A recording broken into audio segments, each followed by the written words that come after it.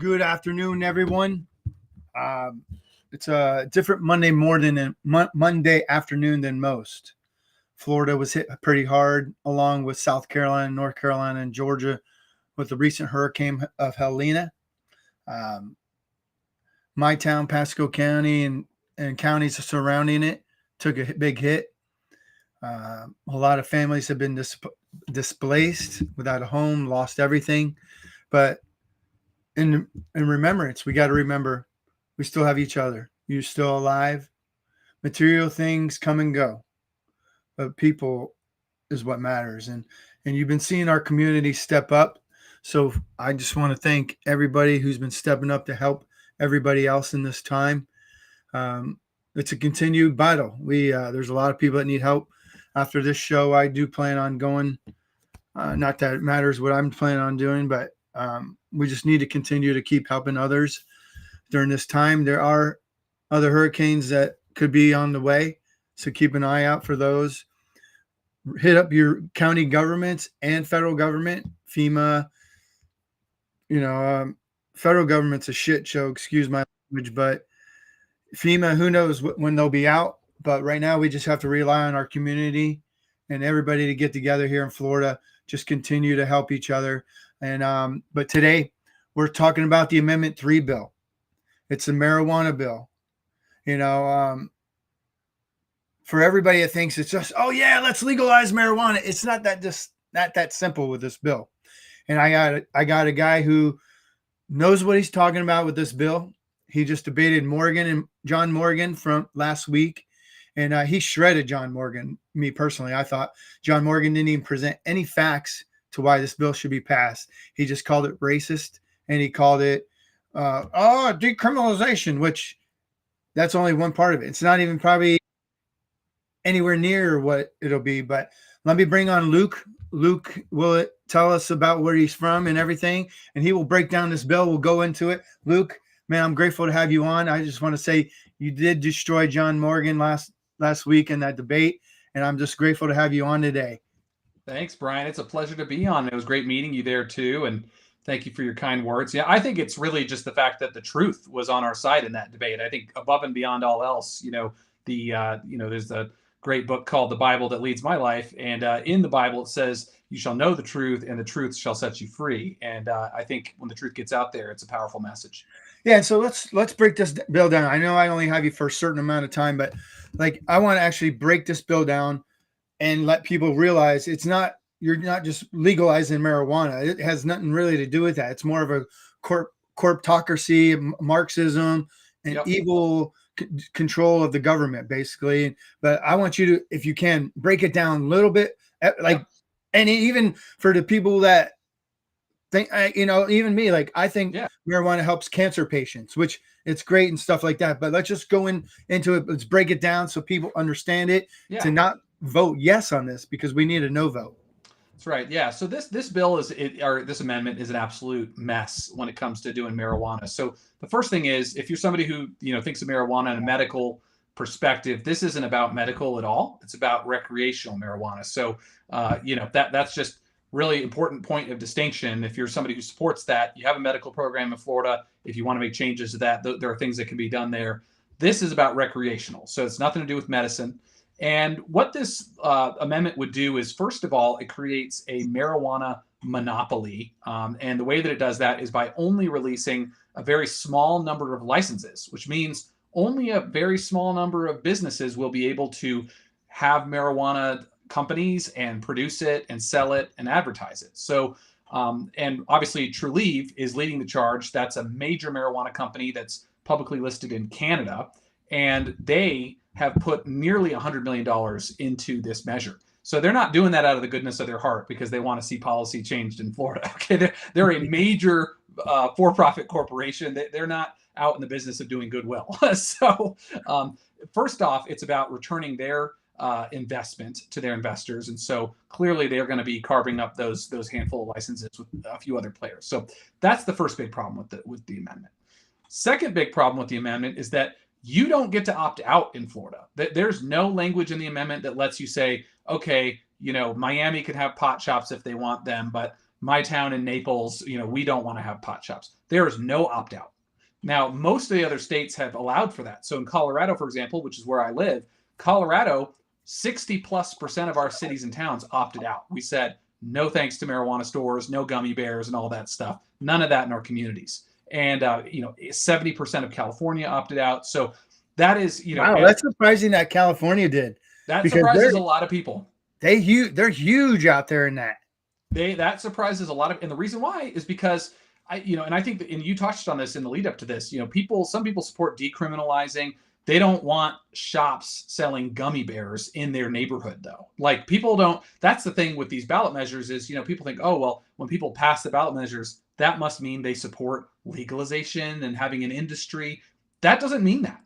People aren't given the option. So what we've actually done is, so my organization is called SAM, Smart Approaches to Marijuana. You can find us at learnaboutsam.org. And we have done a lot of polling over the years. Recently, we did a poll with Emerson College where we asked Americans, we said, if you were given options, instead of the yes/no question, like what you have in Amendment 3, if you were given options as to what policy you preferred, is it decriminalizing low-level possession? Is it recreational? Is it medical? Or is it keeping it illegal? When you give people those 4 options, 63% of Americans chose any of the other options other than recreationally legalizing marijuana. So most people wanted medical or decrim. They did not want all these stores that, just like tobacco, pushing these products that are more addictive and more harmful now. People don't want that. So I think that's surprising. So not allowing an opt-out is crazy. And so I think that's a really key thing to know about this amendment as well. And so also, let me ask you, can people grow their own in this? No, there's no home grow. Yeah, so this is a total corporate takeover. This is about huge businesses that want to make all their money off of addicting our kids, essentially, is what they want to do. And so, yeah, this is not a, for the, I think a lot of people think about with marijuana, they think of hippies. It's a plant. Yeah, plants, hippies, all that stuff. That is not what marijuana legalization is about. If you are somebody who thinks of this as an all-natural plant, I'm sorry, but the industry has now changed marijuana. It's a huge corporate takeover. It's a $40 billion industry. And if you're going to let them into your state with this measure, they're going to absolutely rake you over the coals. I mean, you are not going to get any kind of home grow, any kind of hippie stuff. It's all guys in suits. And by the way, that's who's been leading this charge from the start. It's been Silicon Valley and Wall Street investor guys who could care less about our children and the future generation and whether they're addicted to their products or not. It's all about the bottom line. And attorneys pushing this too. That's Esquires, right? Oh yeah. Yep. And obviously those guys working in personal injury, and not to mention the guy who shall remain nameless, who I debated the other day, they're going to make a lot of money off this. I mean, you look at Morgan & Morgan, they just finished several lawsuits against big tobacco companies. And so we are already seeing, there are thousands of parents across this country, their kids have either died by suicide from marijuana psychosis, their kids are addicted. Marijuana's got in the hands of people where they weren't told the contraindications. They were on other medications. It had an adverse reaction. They want to sue. They are looking for personal injury attorneys. I mean, this is going to be a huge area of lawsuits. And didn't he also admit that he invested $20 million into getting this amendment passed as well? He's soaked in a lot of money because he knows in the return, like you just mentioned, of suing these companies, he'll make hundreds of millions of dollars. So 20 million is chump change. Yeah, I don't know how much money he's put in, but what I will say is there is a lot of money to be made off of this. And unfortunately, it's a lot of money to be made for people who are already rich. It's not for the little man. None of this is about the small business owner, the American working class looking to get into the middle class and all that. It is not about those folks at all. This is about the people who have the money to carve up these 25 licenses that are going to be available. It's about the people who have the money to take on the risk of getting into a federally illegal industry. This is still against federal law, folks. Like these guys are all felons, but they have the money to be able to, mitigate that risk. That's not for everybody to be able to do that. And so it's just like tobacco, where you have a small number of rich people who make a ton of money at the expense of the American taxpayer, Brian. The expense of the American taxpayer. How? Half of Americans are on some sort of taxpayer subsidized insurance. So when that kid who's in a family where they don't have health insurance gets addicted to marijuana because the industry's been targeting him and his family, and that kid ends up having to go get treatment, who's paying for that? Taxpayers paying for that. Societal costs, taxpayer pays for that. So ambulances, law enforcement costs, regulation costs. Oh, and then let's talk about the huge increases in crime in communities where they allow pot shops. Because believe it or not, Brian, if you bring a drug dealer into your community, there's more crime. It's such a crazy No, concept. come on, Luke. You're Yeah, crazy. I You're a know. Who conspiracy thought theorist, this? man. I know. This Come is on. all conspiracy. Look it up, though. So, yeah, 1,000+ increase in crime, property and violent crime in communities allow pot shops. So taxpayers going to foot the bill for law enforcement on that as well. So this is about taxpayers paying all the costs and a handful of people making all the money. I don't like that. No, and none of us should. So let me just break this down real quick. So these shops will go into poor areas. That's weird. Don't they have liquor stores in those areas? Just like liquor and tobacco. Planned Parenthood in those areas. Maybe everybody should really look at this bill and not say, "Oh, it's a marijuana bill. Yeah, it's going to be legalized. We can." No, Luke is breaking you down the facts and the truth of this bill. Luke, I want you to keep breaking it down. Reasons like, and someone even asked you, what is one reason to even vote yes for it? Yeah, I mean, I don't even remember what I answered that debate. It was hard to come up with a reason to vote for it. I mean, yes, the only way I would vote yes for it is if I thought we could pull all the industry out of this legalization process, but you can't. And by the way, it's a really important history lesson. That is why in this country we are a free market capitalist society, and God bless it. It's amazing. It's great. But it's so great that we cannot expose dangerous, addictive drugs into that system, because our beautiful American system will build the kind of ingenuity nowhere else in the world can you find it. Nowhere else in the world can you invent the things our country has invented and built. But when we put that ingenuity and the American corporate mindset, and we apply that to drugs that get people addicted, that hurt them, that hurt their mental health, that get people high, that is a dangerous combination, because the incentive alignment, that's why we've kept drugs out of that system, and we have to keep them out. Otherwise, you look at a whole generation of people hurt by these addictive drugs. But what about the people that say, well, isn't marijuana safer than big pharma prescription drugs that are being pushed, or alcohol, or anything that is legal, that is a suppressant that has caused people to maybe go mentally psycho, or even anger with alcohol and different things? For the people that say, well, isn't a plant safer than all these others? Yeah, it's a great question. So I get that all the time. So first of all, what you're looking at in Florida is not, whether we should have alcohol, tobacco, opioids. Those things are here. So we have to deal with those problems. We're not voting on that. We're voting on marijuana. So, comparing marijuana, saying, is it better? Is it worse? Is it more dangerous? Is it safer? It's just not helpful, because what you're talking about is, are we going to add marijuana and its problems, which we know are there? Are we going to add that on top of the stack of all the problems that we have in society? That's the question. And a lot of people think, well, okay, marijuana, if it's legal, then, people who are using opioids, they'll just switch over and start using marijuana.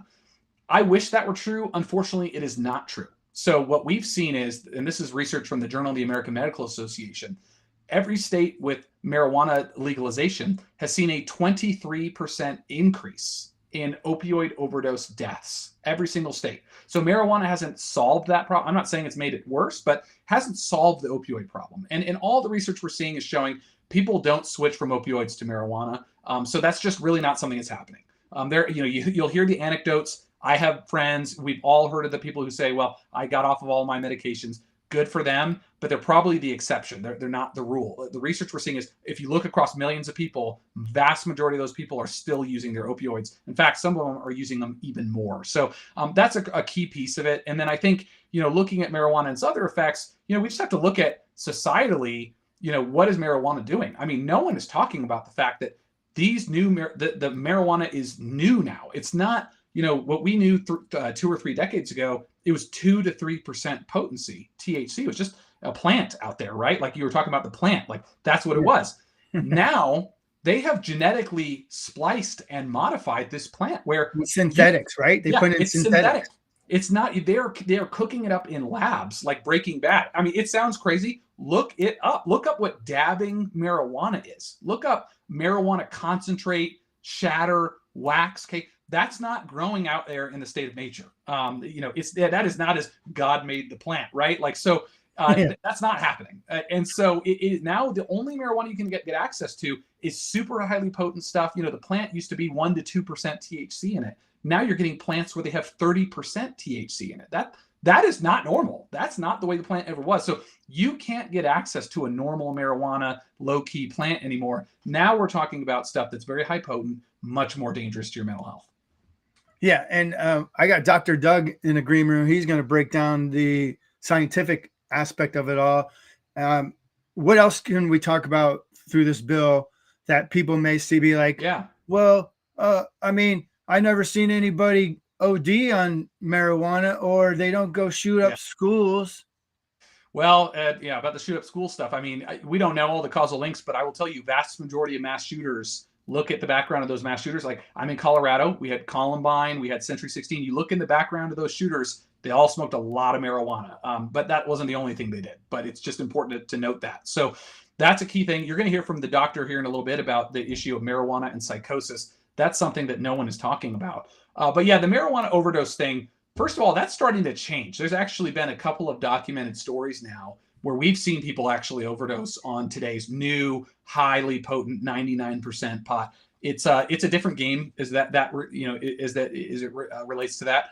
But what I will tell you is, it's not just about whether you will overdose. That is, the only problem that we look at. Now let's do a comparison. I'm sure if I asked, if everyone could see me and raise their hands, I'm sure nobody would raise their hands at the idea that alcohol is more deadly than fentanyl, right? I don't think anybody thinks alcohol is more deadly than fentanyl. But I don't think anybody will believe me if they hear, and you should look this up in the statistics, alcohol kills more Americans every year than fentanyl does. Why? Not because alcohol is more deadly than fentanyl, but because alcohol is much more prevalent, available, millions and millions more people use it, and so its harms are magnified across the whole country. And so there's loads of different ways you can die from alcohol. Now we're seeing the same thing with marijuana. So more and more people are using marijuana. Is marijuana more deadly than anything else? Not in and of itself, but marijuana used across millions of people. Now it's super highly potent. What we are seeing is more people dying on the roads. Now we understand that it's associated with a 45% increase in your risk of stroke, in your 25% increase in your risk of heart attack. All these new things we didn't think were possible. Now we're learning are possible. It's more deadly because it's commercial and becoming legalized. Can't bring it to Florida. So now let me ask you, for people that say, all right, so say someone gets pulled over, how do you test if they are maybe high? With alcohol, you can do your blood work and they can see. Yep. Opioids, maybe, who knows? But how do you test for when someone is high? How does people work around that? Right now, what we have to do is take a blood test after, take a blood test and wait a few days or sometimes a week to get those results. And to your point, there's no roadside test for impairment on the road. So there's no way to know how high somebody is, like how impaired they are by marijuana in the moment. And we don't have, like with alcohol, we have 0.08, the per se limit. We don't have a scientifically validated per se limit for marijuana. So if you legalize this, you're literally unleashing this substance on the roads. We have no way of fully understanding the impact of impairment on the roads. They just become much more dangerous. And so the data and the statistics that we have from blood results, they don't tell us how impaired that person was, because they could have smoked marijuana 2 weeks prior. Yeah. And it shows up from 2 weeks ago. So like, how do we? And the other thing is, we also don't know how long the impairment effects last, because marijuana impacts people differently. That's something that you don't hear talked about, is the fact that some people still exhibit. There was a couple of studies recently that indicated some people still have signs of impairment from using marijuana up to a week after they last used marijuana, which sounds crazy, but it stays in your bloodstream up to 30 days. It is very understandable that it could actually impact you down the road. So we got a lot we need to learn. The idea that we just rush and cannon blast this into Florida and on Florida's families and roads when we don't even fully understand what we're getting into. I mean, leave it to all the blue states that have decided to do this experiment. Let's just learn from what they're doing. Yeah. So can you actually break down a little bit what you see in Colorado, since it is legal there? It makes a lot of money for that state. And can you just tell people maybe what you and your family and children experience walking through the streets of Colorado? Oh, yeah. Well, I mean, I will tell you, a lot of people think it's a big moneymaker, like what you said. we're making pennies on the dollar. So we have actually seen huge declines in state tax revenues from marijuana over the last 3 years. And what we've seen is our state budgeted tax revenues, it is 0.78%. That's how much marijuana tax money we make. 0.78% of our state's entire budget. And how much does it cost the people compared to how much they make? Did it cost? That's the question. You're the first person I've met to ask that question, Brian. Man, you must be on a board or something like that. I'm not actually. I just serve God, brother, and He just gives me the stuff. And that's godly wisdom right there. So I wish more people would ask you a question, Brian, because nobody is asking state lawmakers in Colorado and elsewhere that question. How much is it costing to regulate this? How much are we paying for social costs? And we know it's pretty significant. So the Centennial Institute, a really great conservative think tank here in Colorado, they did a study a few years ago that they think we're spending $4.50 for every $1 in tax revenue. So we're losing money. And that would make sense because you look at tobacco, for example, we're losing between $10 and $20 in social costs on tobacco for every $1 in tax revenue. Okay, so we're losing money on these vice drugs. We're not making money on it. Taxpayers, again, understand, a small number of people are making a lot of money on tobacco and marijuana and all that, while the taxpayer foots the bill. Who are the people that come to the rescue when we have a mental health crisis in this country, when we have a healthcare crisis in this country? Okay, the Affordable Care Act wasn't passed by the health insurance companies as their way to give back and stuff. Who passed it? Congress passed the Affordable Care Act. Who paid for it? The taxpayer paid for it. Who's causing a lot of the problems? Look at the top 10 morbidities in America, folks. Most of those top 10 reasons for death are from industries, big corporations in this country, tobacco, alcohol, opioids, Purdue Pharma. Are they paying for the Affordable Care Act and all the healthcare services people need from this? No, they're not. We're paying for it. So those people made a lot of money at the expense of very innocent people. So you have to remember, little bit of money, a small number of already rich people make money off of this. All the rest of us foot the bill in our taxpayer dollars. I think that's really key. So what he's saying, guys, is us peasants, as usual, will be flipping the bill while the real rich continue to get rich. That's so right. It's the new world order aspect of you will own nothing and be happy, real rich and real poor. Middle class is wiped out. This is what this bill is about. I jumped the gun. I didn't get a chance to let you break down what you see, you and your family see in Colorado. Yeah, so just real quick, I mean, what we've seen is this industry. So it's really interesting. We had a law that said, no foreign or out of state takeovers of the industry. Well, that got rolled back a couple of years ago. Surprise, surprise. So Canadian pot chains now, Canadian pot companies are buying up Colorado's pot companies. So we have Canadian companies that have bought up a number of the chains in Colorado. Not surprising. Those guys made a bunch of money and now it's Canadian owned. So that's one thing that's happened. Second thing that happened is we had hundreds of parents across Colorado come down to the Capitol a couple of years ago because their kids were getting addicted to these new high potency marijuana products. My former neighbor, Laura Stack, her son, Johnny Stack, jumped to his death off of a parking garage not far from where I live after using marijuana and becoming psychotic. So she's just one parent example. There's a number of others. So all these parents, they descended on the Capitol here in Denver, and they said, we need to cap the potency of marijuana. We need to make it more like the marijuana of 2 decades ago, 10%, 15% THC. And the marijuana industry shut that thing down. I mean, you talk about, we had parents down there with pictures of their dead kids there in the Capitol. And it was big money that was talking louder.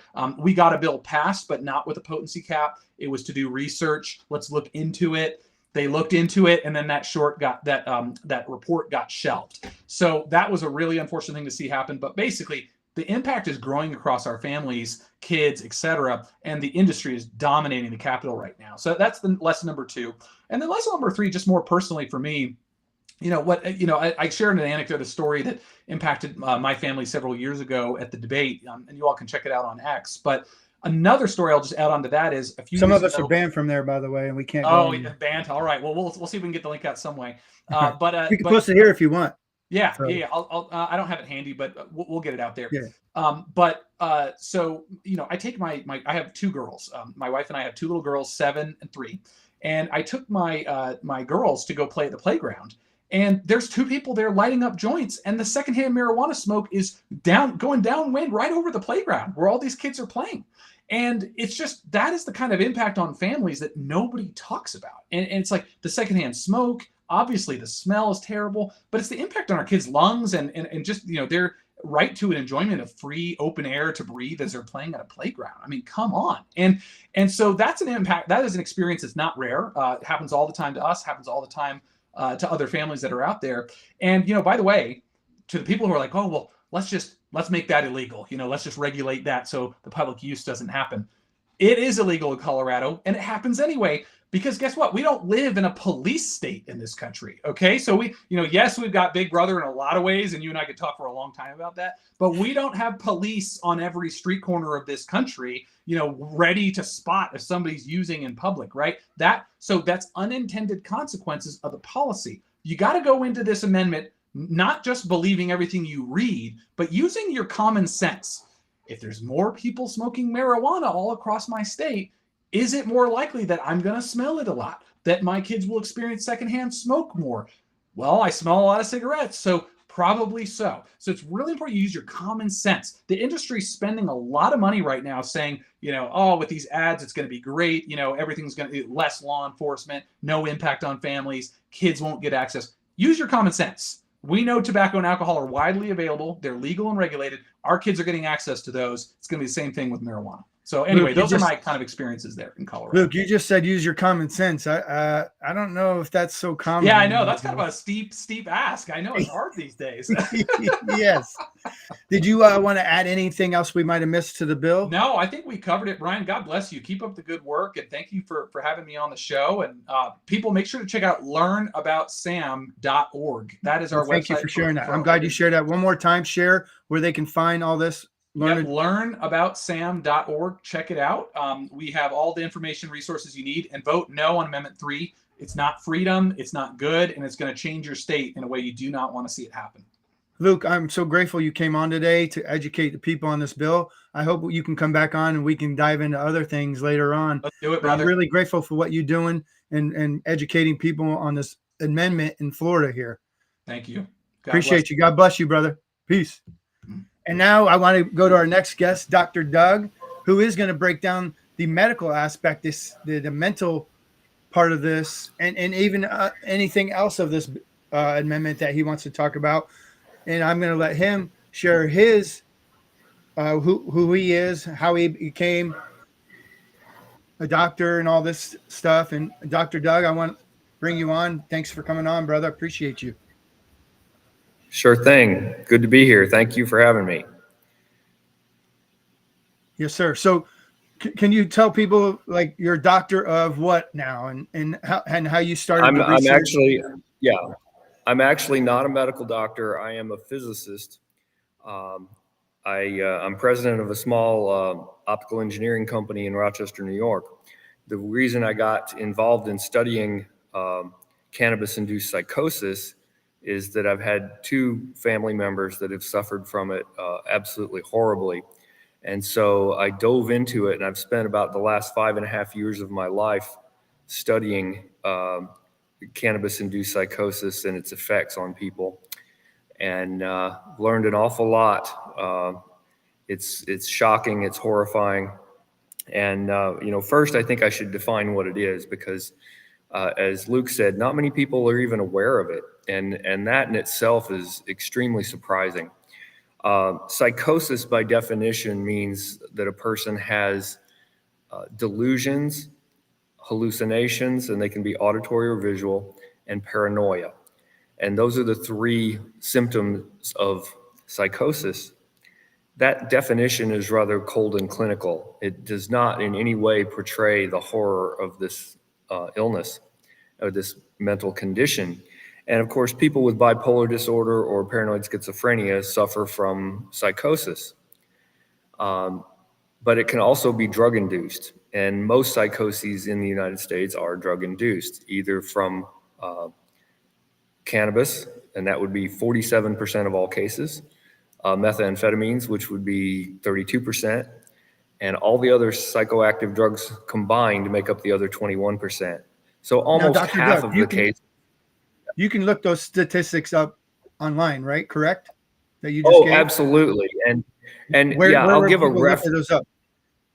Yeah, the best reference is there's actually a great summary paper called Cannabis-Induced Psychosis Through the Lens of DSM-5, and that's available on the NIH website. The CDC website also has a great deal of good information on this. So, this is reputable stuff, right?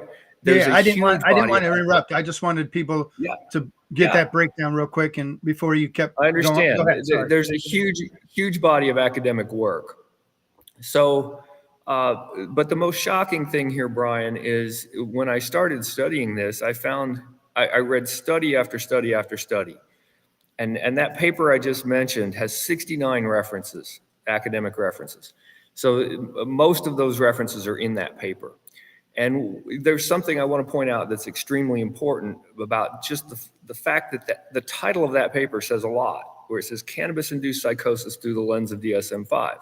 You find a lot of the pro-marijuana advocates just don't believe that weed causes psychosis. Well, DSM-5 is the Diagnostic and Statistical Manual, version 5, used to diagnose all psychiatric illnesses. And there's a whole section in there about cannabis-induced psychosis, how to diagnose it, and how to treat it, and why it's extremely difficult to treat compared to naturally occurring psychosis through bipolar or paranoid schizophrenia. So the fact that it's in there says, okay, this is a known, and it's been known since certainly the first documented observations was in the 1700s. The first real study of it was in the 1880s. So this is not new news.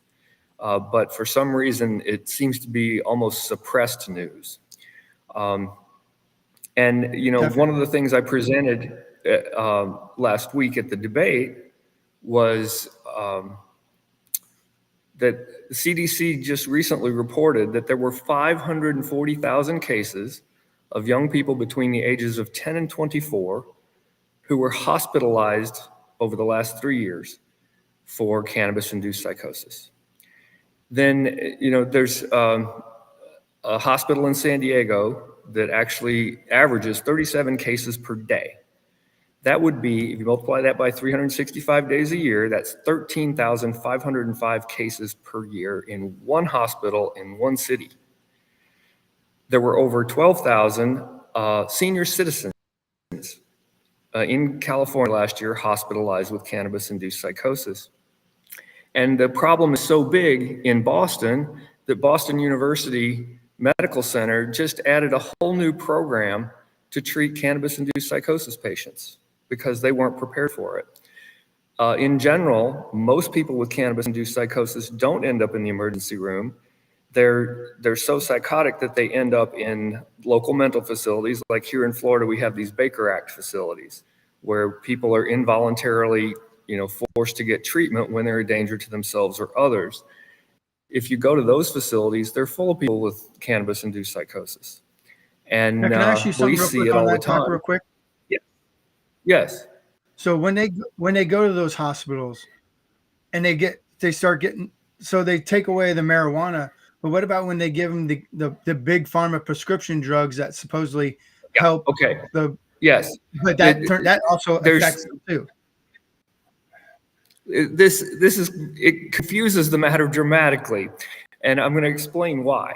Most of the psychiatrists at these facilities here in rural Florida, where I am, do not have experience with cannabis-induced psychosis, and they use typical pharmaceuticals for treating psychosis, the antipsychotic medications. Well, they don't work. They work very well. It's very well proven those medications treat psychosis in paranoid schizophrenics and in bipolar people with schizoaffective disorder. But in the case of marijuana-induced psychosis, they do not work well. And there's a good reason. Naturally occurring psychosis in those patients with, say, paranoid schizophrenia occur because you have an excess of anandamide. It's a naturally occurring cannabinoid that's in your brain, your body produces it. And people with paranoid schizophrenia have an extreme excess of that molecule. And that causes them to be psychotic. THC is almost chemically identical to anandamide. The only difference is it's stronger and it lasts longer. So because it's stronger and lasts longer, these Baker Act facilities can't seem to treat it. And it's that paper that I mentioned, Cannabis-Induced Psychosis Through the Lens of DSM-5, they point out that in acute cases, you can usually treat it with an antipsychotic medication and it'll go away in a few days. But in chronic cases where the patient's been using high doses of THC, every day for months, those people, the psychosis can last weeks, months, or even up to a year. And I have a very good friend here in Ocala who was hospitalized for an entire year with cannabis-induced psychosis. And that's another thing that people don't understand is you mentioned taking away the marijuana. Well, that does not immediately solve the problem. And in fact, in the chronic cases where they have been using heavily, when you take the marijuana away, the psychosis actually worsens for a few weeks, maybe even a few months. Then they start to recover. So the recovery, that's why the recovery time can be 4 months, 6 months, or even up to a year. And therefore, we don't have mental facilities that are prepared for this. They don't have the way to treat them, and we don't even have laws in place that allow the person to be forcibly treated. And yet these people are very dangerous. Like Luke had pointed out before, the increase in suicide rate becomes just horrendous. Among teens that become psychotic on weed, it increases the suicide rate by a factor of 5 or 6. Bipolar people already have a 10% suicide rate. When you add weed, it goes to 40%. And so, the mental health aspect of this is extremely dangerous. And as Luke said, people don't really understand it because when I was young, in the 1970s, it was very common for us on a weekend to have smoke a joint with our buddies, right? And it would make us calm and mellow, and we'd just kind of be stupid and laugh and get the munchies, eat pizza. Would you laugh like Kamala does? Right? I laugh like Kamala. But even after a few months of doing that with my buddies, I realized this was turning me into a loser, and I quit. And so, but unfortunately, that's the stereotype that particularly people in their 50s, 60s, 70s, they all feel like, oh yeah, I did that, it's safe. Well, as Luke pointed out, that's fine, it's 2% THC. You get up to 6 and it starts getting scary. They're selling stuff now that, like he said, the smokable is 20 to 35. The edibles tend to be 90% plus, along with the concentrated oils and capsules. And so those things are extremely dangerous. And particularly any form of ingesting it is much more dangerous than smoking it from a mental health standpoint.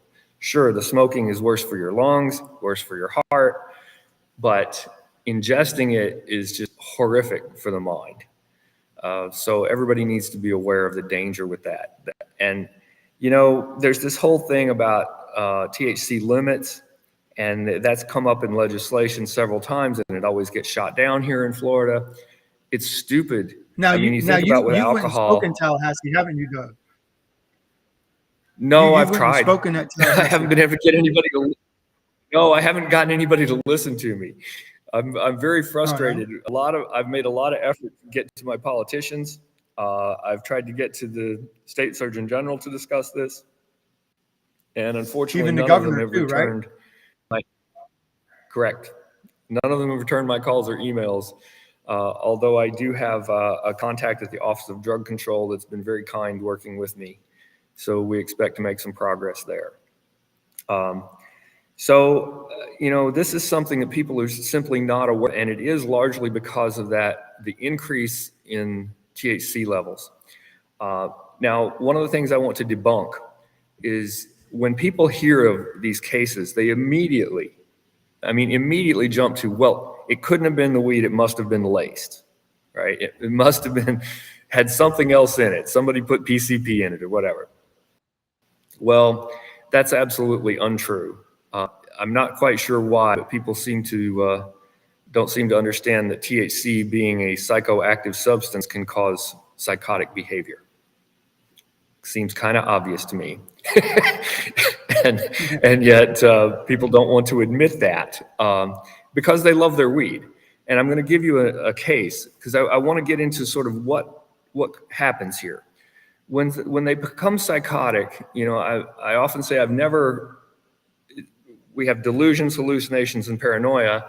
I've never once read any case about a person that has delusions that are happy, right? Nobody's having delusions and hallucinations about puppy dogs and butterflies and rainbows. Nobody. They all end up having these incredible paranoid delusions and hallucinations that someone is out to kill them, that someone is the devil. And usually the someone who's trying to kill them is a witch, a ghost, a demon, or the devil.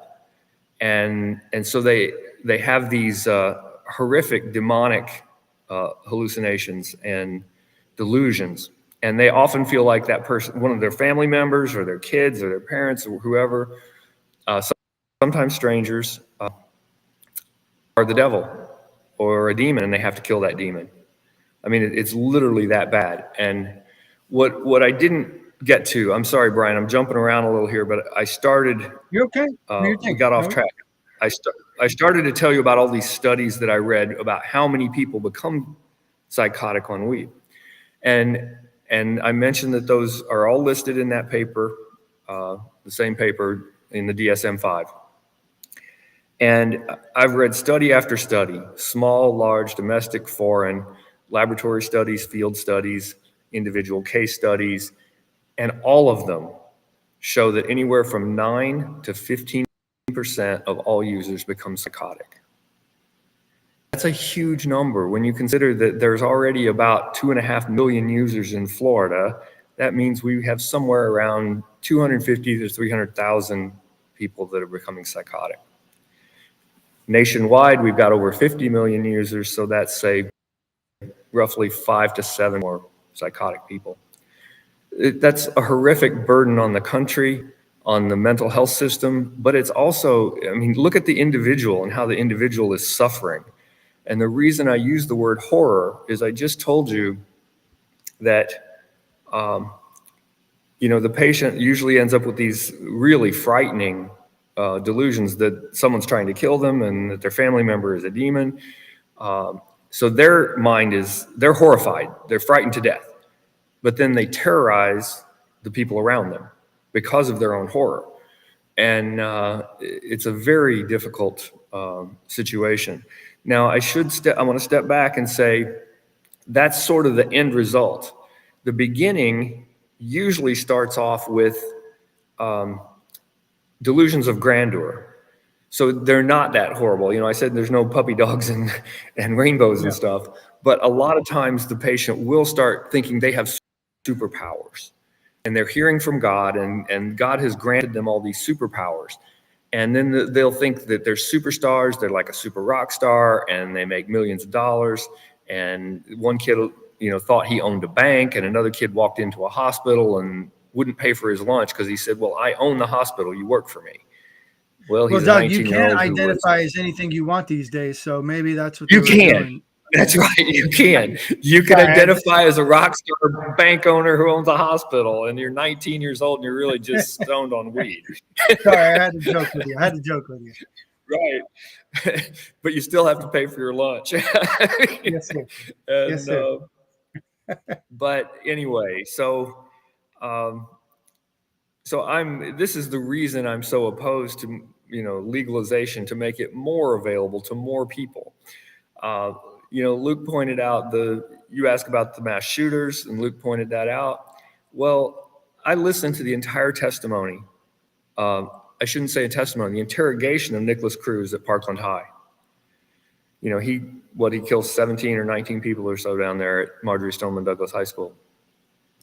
And he was nonstop talking about the voices in his head that were telling him to kill, burn, and destroy. That's absolutely normal. And he was heavily on weed, but he was also on antidepressants, right? So he was on both. I want to give you a quick what people make the argument. sample. Go ahead. Sorry, go ahead. I was going to just be like, Sorry. do people make the argument that it would be the antidepressant compared to the marijuana? I'm just trying. I'm just always. Well, of course. I like to ask these questions because these questions always come up from people. Of course they do. Of course they do, because those have been proven to cause psychosis particularly in young people. So yeah, that could have had an effect. The THC could have had an effect for sure. I'm going to give you an example where I said people talk about it being laced. I believe it was in March that there was a young man in Rockford, Illinois, 21 years old, named Kristen Soto. And he was invited to a party on a Saturday afternoon and went there, and one of his buddies offers him some marijuana. So they're smoking a joint, passing it around with other people, other kids. So there's several people smoking the same weed. Christian became almost instantly psychotic and immediately stabbed his friend. Friend fell to the ground but wasn't dead. Christian then jumped in his pickup and ran over his friend. Then the friend still wasn't dead, jumped up, ran into his house. Christian chased him into the house, stabbed him to death, and stabbed the boy's mother to death. Then he came out and stabbed 5 more people to death. Then he went and killed somebody with a baseball bat, all within 20 minutes, because he was having psychotic delusions that they were demons, and he had to kill the demons. Now, he immediately in his claimed that he was getting laced marijuana. Well, none of the other kids went crazy, did they? Just one. If it was laced, the other kids would have gone crazy. And I've seen many cases like this. The very first case I saw was a young lady in West Virginia. But I want to point out, I've read now over 400 cases like this. And these are the ones that were properly diagnosed. Most of the ones here in Florida are not being properly diagnosed. What happens is a psychologist, a forensic psychologist will evaluate the defendant and say, oh, he's psychotic, he's not. And it gets written off as a mental health issue. And you never see in the news that, oh, yeah, well, they tested him for drugs and the only drug in his system was THC. Right? So, and these are people that had never been psychotic before. And there's just hundreds of these cases. I see them happening here all the time. You may have heard about the boy 2 years ago, a young man up in St. Augustine. What was his name? Can't remember. He was 14 years old. And he'd been smoking weed for about 2 months, and he kept hearing demons telling him to kill. He was hearing these voices. And then one night he's smoking weed with one of his buddies till 1 a.m, and a young cheerleader named Tristan Bailey, 13-year-old. And he walked Tristan home about 1 a.m. and then stabbed her 114 times. The next day he didn't remember doing it. But the voices had been telling him to kill. So there's just case after case like this. Certainly not all of them become violent, not all of them kill people. A lot of them just suffer in their own mental anguish, right? And so we're not prepared as a state. The reason I don't want more people using weed in Florida, we're not prepared as a state. When you think about 10% of the people that use becoming psychotic, and they're suffering in their homes, they're tormenting their families, it's ruining their lives, their own personal lives. And it's just an incredibly harmful thing. If this weed, like Luke was saying, if it was 2% THC, I wouldn't mind at all. But if it's 20, that's a world of difference.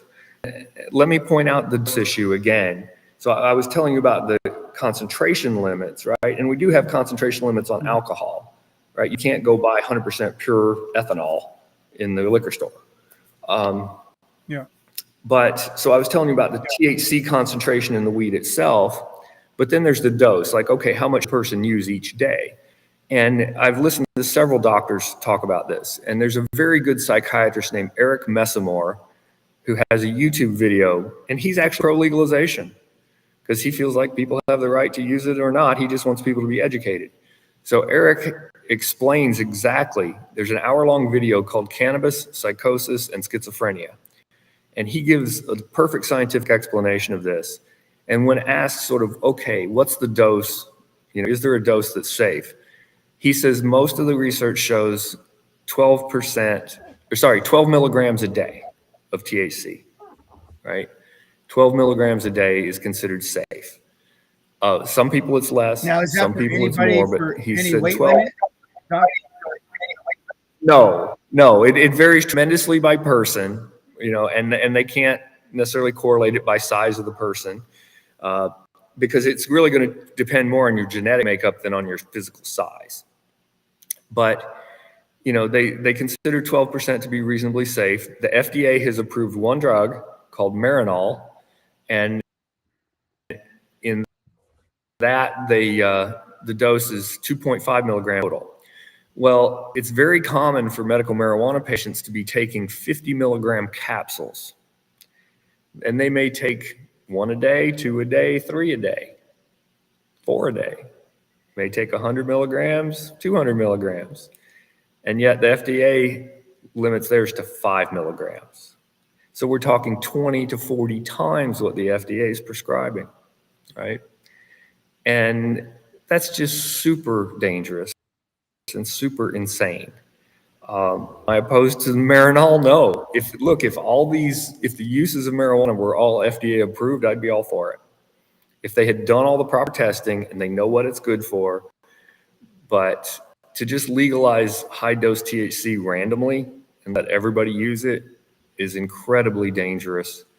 And there's just going to be more and more hospitalizations, and we're not prepared for it at all. As I said, the emergency rooms aren't prepared, and even the Baker Act facilities aren't prepared because they don't know how to treat it. Then what I'm also going to say is, I mentioned the violent crimes. The prosecutors don't deal with it. The defense attorneys don't know how to deal with it. And the forensic psychiatrists don't know how to deal with it because they don't have history or background in this. And so it's sort of new territory legally, judicially, and medically. So then why do you think they're trying to pass it? Are the politicians getting paid a lot of money by these corporations that want to have the stronghold? Look, that could be. What's funny is, traditionally Democrats have been pro-weed and Republicans have been anti-weed, right? But when I've tried to reach out to Republican politicians here to get my voice heard, I've really gotten a deaf ear. And one of my friends we got a lot of they're not going to listen to you. And then he sent me a list of Republican politicians that own stock. Well, yeah, let me finish that sentence. He sent me a list of Republican politicians that own stock in marijuana companies. Did we lose our connection there, Brian? No, I'm listening. I was waiting. I'm sorry. I was listening to you, waiting. Yeah. So no, I was saying that he sent me a list of politicians that own stock in marijuana companies here in Florida. So, and how many were on that there list? could be a link there.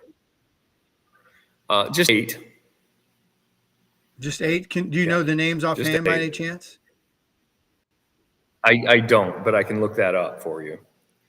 Yeah. Okay. So I mean, anyway, if you send me the link too, I will post the link. Let me address why. Sure. I'm going to tell you why I believe it is, though. I really don't think this is. It is a political game and it's an economic game. I understand, but I really think you were there at the debate, and you saw the passion of the people on both sides. Right?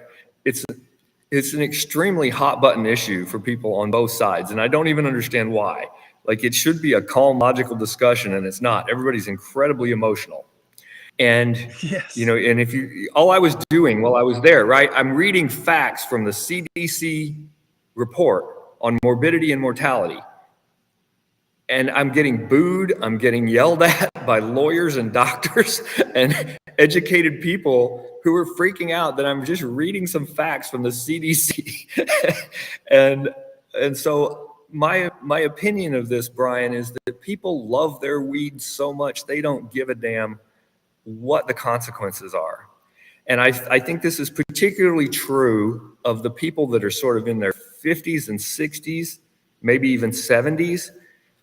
maybe 40s. But what was interesting at that debate, you may have noticed a pretty large group of young people surrounded me afterwards and were asking me, what is this? What's this cannabis induced, right? And I actually feel like, okay, that was cool. They're open-minded enough to actually listen to the facts. And one of the things I want to point out that was really significant in that conversation that was post-debate, I was talking to the young people about this, and they were skeptical, and I'm explaining why it causes a psychosis, how it affects the neurotransmitters in your brain. And then two fellows came up that were emergency room doctors, and one young lady who was the wife of an emergency room doctor, and they all three said, we see it every day. We see cannabis-induced psychosis every single day, right? Once again, in emergency rooms, which is not a proper place to treat a mental patient with cannabis-induced psychosis. So that was interesting. Yes. I had actually people submit, they go, we want to see that list of Republicans who are getting paid. They're just sending messages. Okay. I'll find that for you, brother. Sorry, I don't have that handy. Yeah, it's okay, no problem. They just wanted me to make sure to and yeah, it was definitely a heated debate, Doug. And what's weird is it's not weird, because if people are willing to kill children, if they're willing to indoctrinate children, if they're willing to rape children and torture children in the levels of that we've seen in this world today, it doesn't surprise me that they're passionate about their weed, because weed it's just another form of trapping children and getting them addicted to something else. Yeah. Well, right. And who's the ruler of this world, Brian? According to 1 John chapter 5. Is, that's for sure. Well, Jesus says, I am not of this world. He referred to the devil as the ruler of this world. None of us are. And in 1 John, and in 1 John 5:19, John tells us that the whole world is under the sway of the wicked one.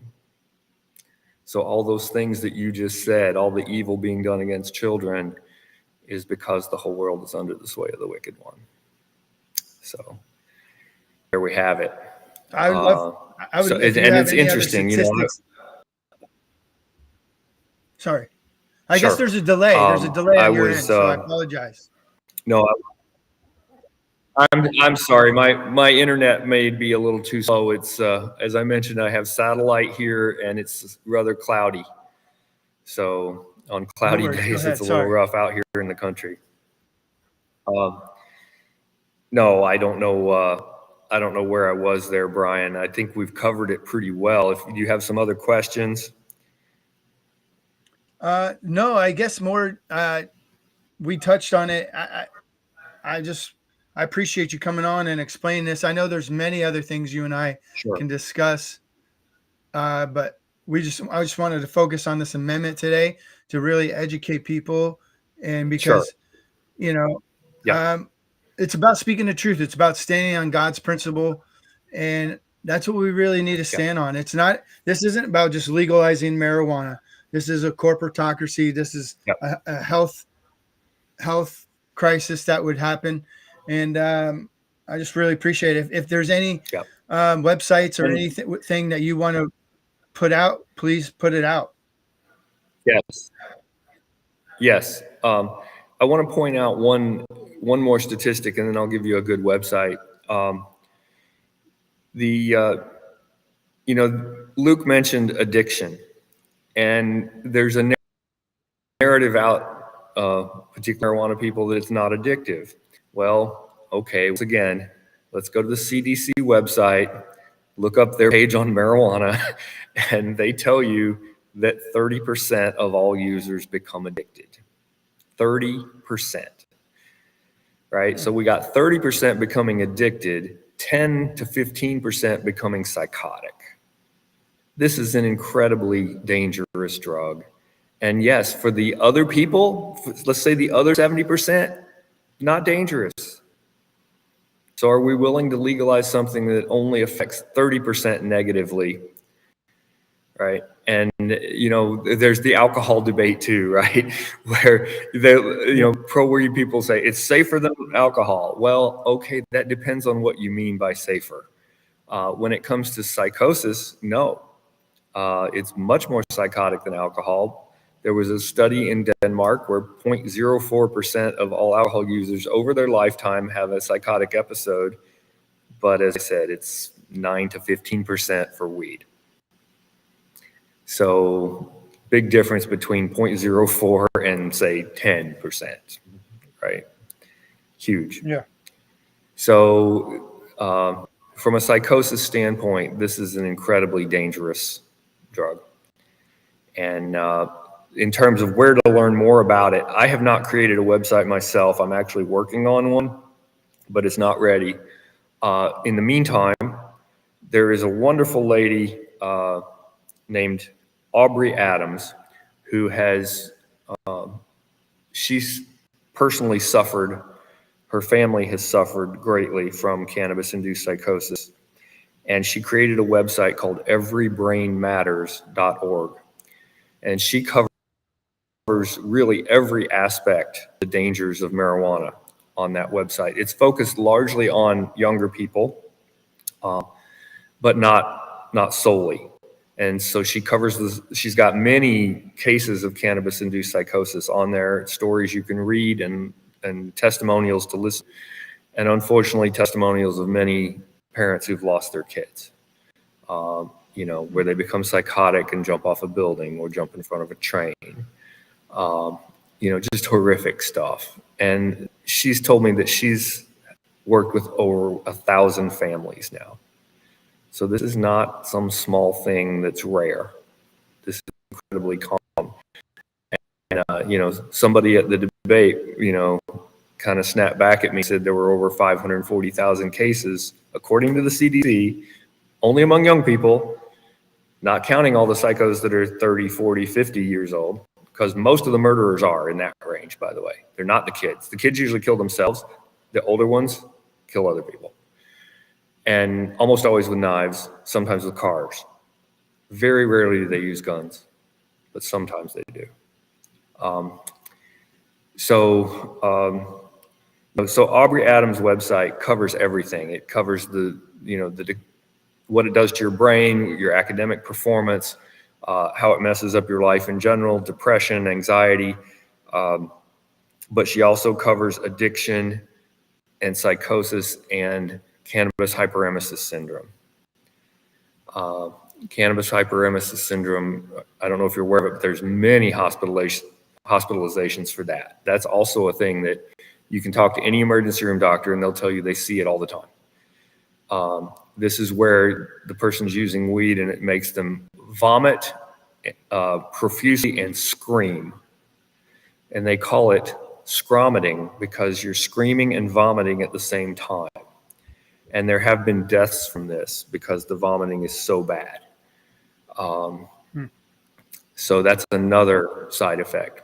So once again, everybrainmatters.org, and you'll learn way more than you ever wanted to know about how dangerous weed is. I want to point out, if you have a moment, I'd like to point out 2 more cases that are interesting. You can point. Hey, we're on God's time. Okay, baby. so I mentioned the case about I mentioned the case about Kristen Soto in Rockford. There was a very high-profile case in California that went on trial in December. There was a young lady named Bryn Spedger. And Bryn was a beautiful 27-year-old girl who had just finished medical school in audiology. So she became a hearing doctor. And she got a job. She was in Michigan. She got a job offer in California. And Bryn had studied audiology. Bryn had studied audiology because she was hard of hearing herself, and she wanted to help other people that were hearing impaired. And she had her own service dog, beautiful husky, Siberian husky. And she moved to California and started dating a handsome young man. and named Chad O'Melia. And Chad, unfortunately, was a heavy marijuana user. Seemed like a really nice, responsible fellow, and but he used weed every day, and he was constantly trying to get his new girlfriend, Bryn, to smoke weed with him. And she initially refused, but finally she said, okay, she'll give it a try. So she took a hit off his bong, said, well, I don't really feel anything. So he says, well, let's add a little more. So he puts more weed in there and tokes up the bong to where the bowl's all full of smoke, really dense, and tells her, here, take a big hit off of this. So there were security cameras in the home that verify what happened. And after 5 minutes, after taking the second hit off the bong, she went running into the bathroom screaming. And according to her testimony in court, she was hearing demons tormenting her, telling her that she was dead and that she was in hell, and that the only way for her to escape from hell was to kill someone. And this caused her this great mental anguish, and she's in the bathroom screaming, and all of a sudden, she runs out of the bathroom to the kitchen, grabs a knife, and stabbed Chad 108 times, till he was dead, of course, and then continued stabbing him, and then stabbed her dog to death. And the neighbors heard the screams and reported it. The police came, and they got there just in time to save her from herself because she was stabbing herself in the throat. Daily Mail in Ace very thoroughly, and I think they did 3 or 4 articles about it. So if you go to Google and just type in mentally well girl stabs boyfriend 108 times because of weed-induced psychosis, and you'll find the article, and then there's several more. There were 4 psychiatrists involved in the trial, 2 on the defense side and 2 on the prosecution side. All 4 of them agreed that this was cannabis-induced. There were no other drugs in her system, and she had no prior mental illness. This was 100% weed-induced psychosis. And so she got 0 time because the judge said, look, no way she could have known it was going to cause this. Not her fault. And so just tragic, absolutely tragic. And then what's very interesting is, like, a few weeks later, I read another case that had almost an identical psychotic delusion. A young Afro-American man who had been in the military came home from the military, and I think he was in Ohio, went to a dispensary and got some weed and smoked it with his girlfriend. He said it made him calm, kind of liked it. A few days later, went back and got some more. Comes back to the house, smokes some more with his girlfriend. Suddenly, he had this horrible psychotic delusion that demons were tormenting him, that he was dead and he was in hell. And the only way he could get out was to kill someone. And he ran in the bedroom, grabbed his pistol, and shot her and his 2 dogs. Now, fortunately, the young lady survived, and one of the dogs survived.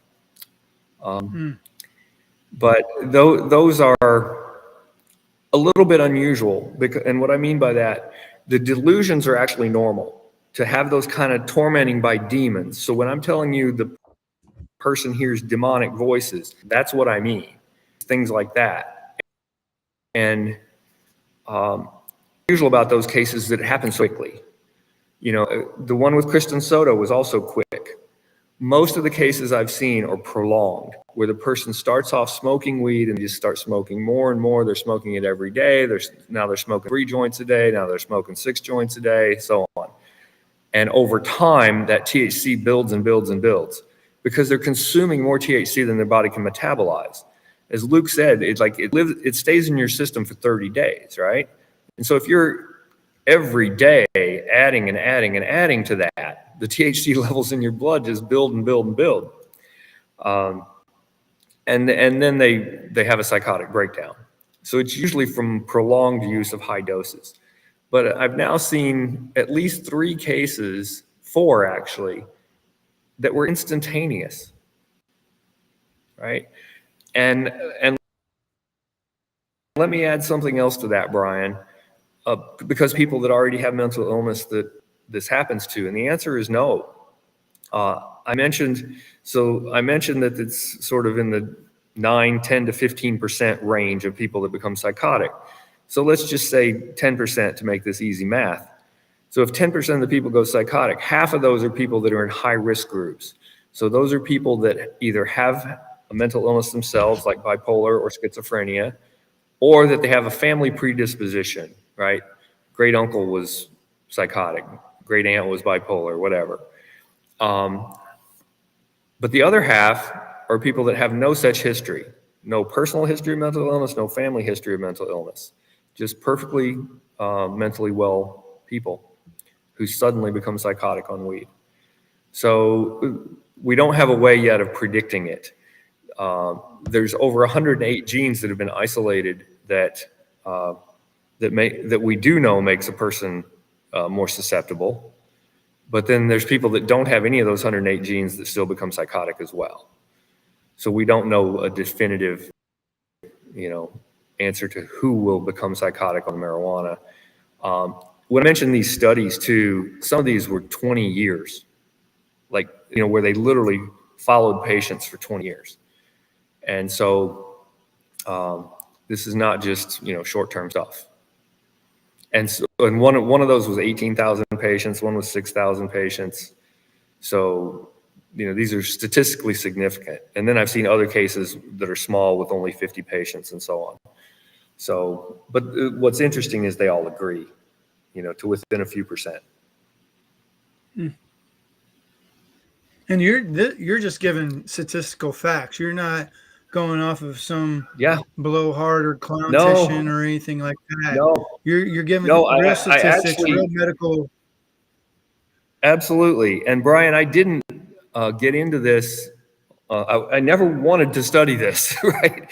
Like I said, I had 2 family members, and since then I've now met 16 people that are suffering from it, or their family members are suffering from it. Just local people. And so it's because I had 2 family members who were suffering from psychosis. I'm starting to read psychiatry books. The psychiatry books pointed me to the literature on cannabis-induced psychosis, and there I found this huge body of academic work. And one of those, I don't remember the authors right off the top of my head, but there's a great paper written in 2015 about, let's see, what's it? Sorry, trauma. Okay. What's the big trauma thing, right? Post-traumatic stress disorder, right? Oh, PTSD. So one of the big PTSD, post-traumatic stress. So that's the most common reason that medical marijuana doctors prescribe marijuana in Florida is for people's PTSD. And there's this great paper in 2015. Well. Yes, and there's this great paper in 2015 that showed that they gave it to all these guys with PTSD, and all became more violent, and their PTSD symptoms worsened. And yet, people are just ignoring that paper. I mean, there's so much academic literature out there. I don't see how any doctor could read all of it and then continue to prescribe this stuff. Probably because they know they'll make more money on the back end of all this. And let's give them the benefit of the doubt. I'm going to tell you why. Because the patients will walk into their office, and every time the patient's going to tell them how much it helps them. Right? Because whether it does or not, the patient's not going to walk in there and say, oh yeah, it made me worse. And the reason is it does help them short term. Because, even the patients who become horribly psychotic or terrible anxiety from the weed, they all do get a short-term calming effect. So in their mind, hey, I use the weed, it makes me really calm. But then when that calm wears off, then they get worse. So then they use more, they increase the dose. And then they get worse. And then they increase the dose even more. And it's incredibly destructive that way. But that's kind of like any drug. Any drug addict gets hooked on the short-term feeling. And long-term, it's destroying their life. and they don't even realize it. It's insidious. Yeah. It's all demonic. Thank you, In Brian. the end, evil is trying to prevail, but it will never do that. Well, I don't. And Doug, I appreciate you don't coming remember on today. where. Yeah, I don't remember where it is in the Old Testament where it talks about pharmakia. Maybe it's in the New Testament that pharmakia is basically a equivalent of witchcraft, right? Yes, sir. I don't know that. I don't know that scripture off the top of my head, but it's definitely in the Bible. And now I understand why, right? Because using psychoactive drugs seems to cause people to hear demons. Anyway, it's been a pleasure, Brian. Thank you. Well, there you have it, everybody. Yeah, thank you for coming on, Dr. Doug. I hope we can talk future stuff again down the road. In the meantime, God bless you. Continue the fight, and we'll be praying for you and your family and everybody else. God bless you, I brother. appreciate it. Take care. God bless. There you all have it. That's the Amendment 3 breakdown of the marijuana bill. You have the tools. You've been educated. Now it's time to make your educated vote.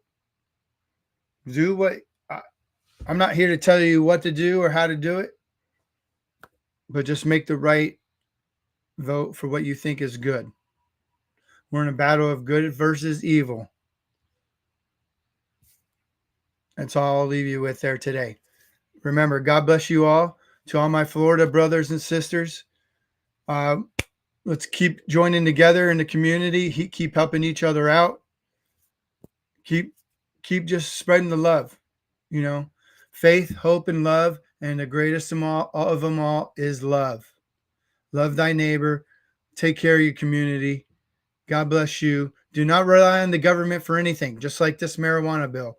This marijuana bill will be government controlled, corporatocracy, and it won't be beneficial.